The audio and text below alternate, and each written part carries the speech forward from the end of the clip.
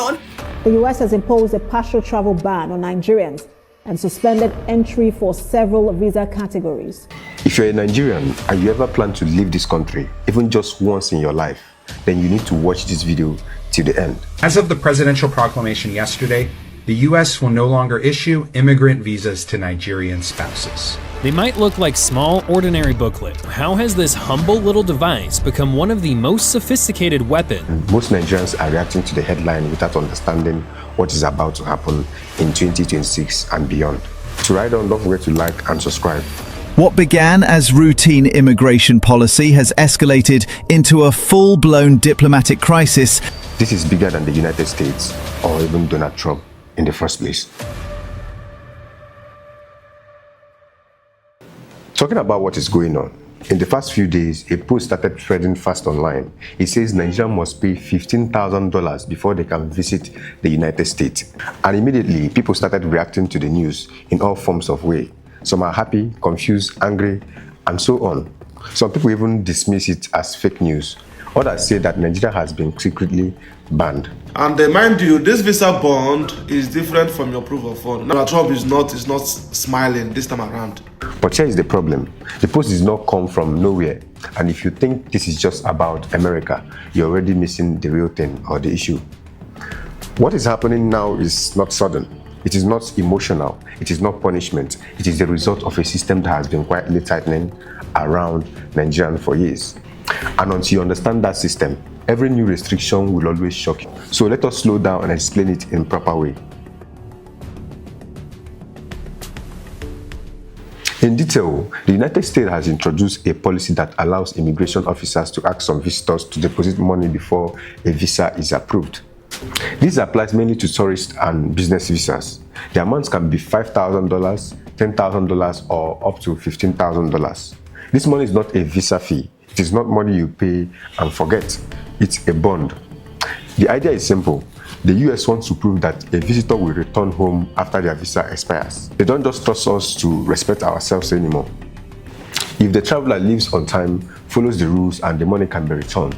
If they overstay or break the rules, the money can be taken. For example, you apply for a tourist visa or business visa to the US and you want to go to the US.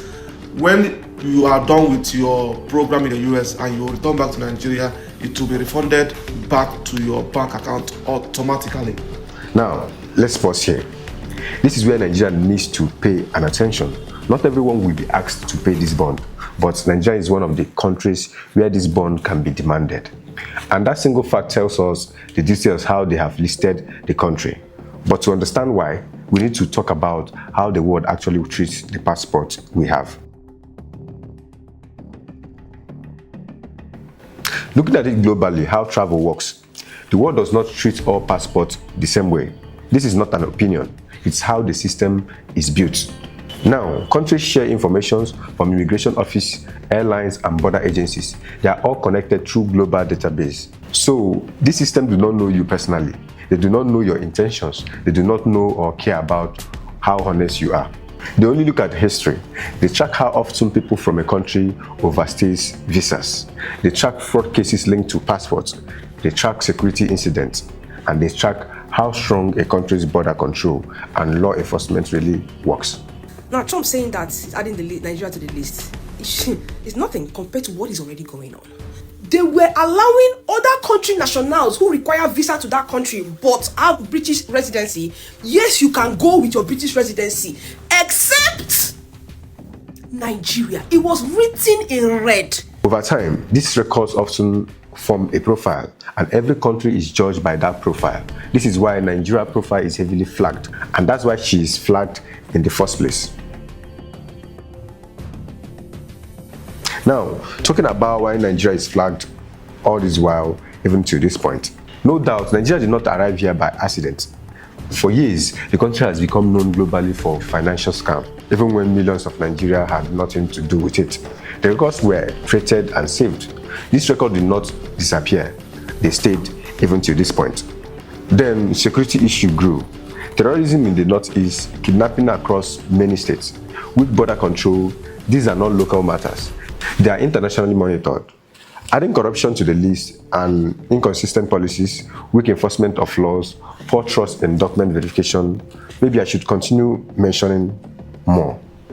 This is how Nigeria slowly moved into the high-risk category. And once a country enters that category, the system does not need any drama to react. It simply works automatically against the defaulters. Talking about how this affects Nigerians in real life. No doubt, this is why Nigerians are delayed at airport even with valid visas. This is why some are denied entry because there is no clear explanation. This is why students face longer processing time. This is why business travelers lose deals before meeting haven't happened in the first place. Airlines also see the risk flags. Sometimes they quietly refuse to board passengers, not because documents are missing, but because the system advises caution for citizens of a particular country. Even dual citizens are affected. Someone can hold a British or a Canadian passport, but once they find out that Nigerian appears in the person's travel history or background, extra questions begin. Nigerians, how come with such our brilliant mind, they see they turn their back? What is going on? Some of una no good, una no good. Una go, they carry una bad character. They walk around the world. They carry, now nobody wants to deal with your shit. This is not personal hatred, it is the system suspecting. And this brings us back to the US bond policy. If you may ask, what does it mean? The bond is not punishment. Instead, it tells you how Nigeria is currently scored inside global travel system. It tells you that the trust is low. It tells you that the scrutiny is increasing. And it tells you that other countries watching closely as things unfold. Today, it's a bond. Tomorrow, it could be a strict visa rules. After that, longer delays, then silent refusals. This is how restrictions grow even bigger. So the real question Nigerians should be asking is, why is America doing this? The real question is, why are we constantly ending up on this list? In conclusion to all this, the world is not reacting to Nigerians because of emotions. No, it's reacting to Nigerians' record. Every fraud case, every security failure, every weak policy, every broken system, all adds up. The system does not forget quickly, and it does not forgive easily. So the real danger is not the $15,000 bond that Trump said. The real danger is what can come next or other countries if nothing changes. And now that you have understood what is really happening, the question is simple.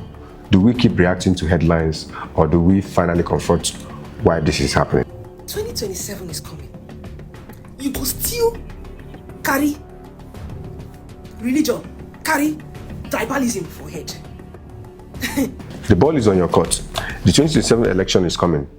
Vote wisely. If you love the truth and want to be part of the truth, please do drop your comment and like and subscribe. Until next time, bye for now.